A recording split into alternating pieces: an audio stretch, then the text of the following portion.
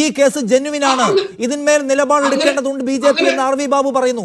ഹിന്ദു ഐക്യവേദിയുടെ നിലപാടാണത്, ഹിന്ദു ഐക്യവേദിയുടെ നിലപാടാണ്. താങ്കൾക്ക് അതിനെക്കുറിച്ച് എന്ത് തോന്നുന്നു? അത് കേവല അഭിപ്രായ സ്വാതന്ത്ര്യമാണോ, അത് വസ്തുതാപരമാണോ?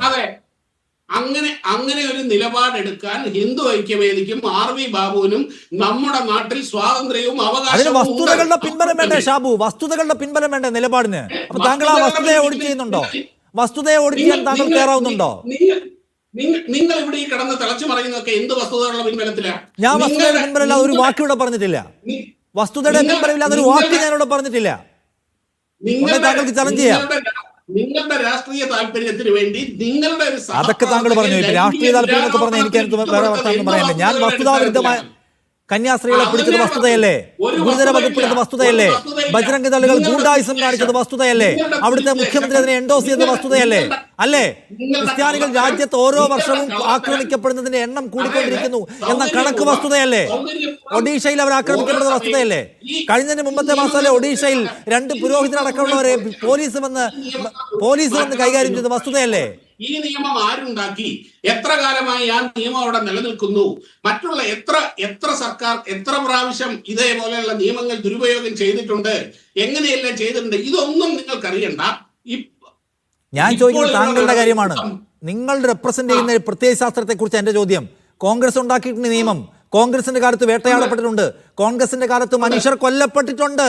അതിപ്പോ അടിയന്തരാവസ്ഥ ഇങ്ങോട്ട് എടുത്താൽ കോൺഗ്രസ് മനോഹരമായ ഒരു ഭരണകാലം വാഗ്ദാനം ചെയ്ത പാർട്ടിയൊന്നുമല്ല.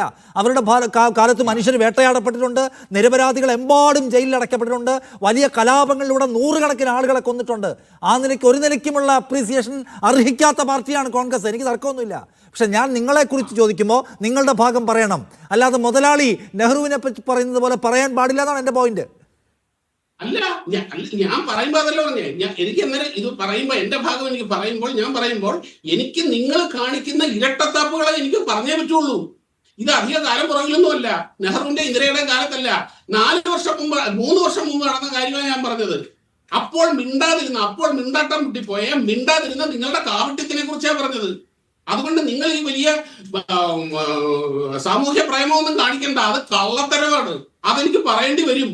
പിന്നെ RV ബാബുവിനും ഹിന്ദു ഐക്യവേദിക്കും അവർക്ക് ശരിയെന്ന് അവർക്ക് കൺവിൻസ് ആണെന്ന് തോന്നുന്ന നിലപാടെടുക്കാൻ അവർക്ക് അവകാശമുണ്ട്.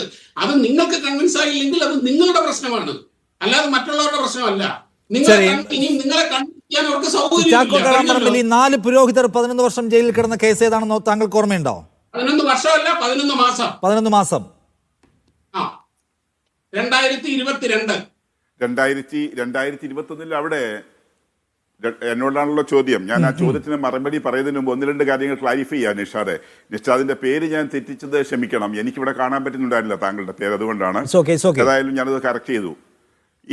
ഈ സമരം ഇവിടെ നടത്താത്തതിനെ കുറിച്ച് താങ്കൾ പറഞ്ഞു. താങ്കൾ ഒരു കാര്യം മനസ്സിലാക്കണം, ജാമ്യം കിട്ടുന്നതിന്റെ തലേ ദിവസം വരെ ഈ താമരശ്ശേരി രൂപതയിലെ പ്രധാനപ്പെട്ട എല്ലാ സ്ഥലങ്ങളിലും ശക്തമായി 100 കണക്കിനും 1000 ആളുകൾ പങ്കെടുത്തുകൊണ്ട് ഞങ്ങൾ സമരം നടത്തി, അവർക്ക് ജാമ്യം നിഷേധിക്കാൻ പാടില്ല എന്ന് പറഞ്ഞുകൊണ്ട്.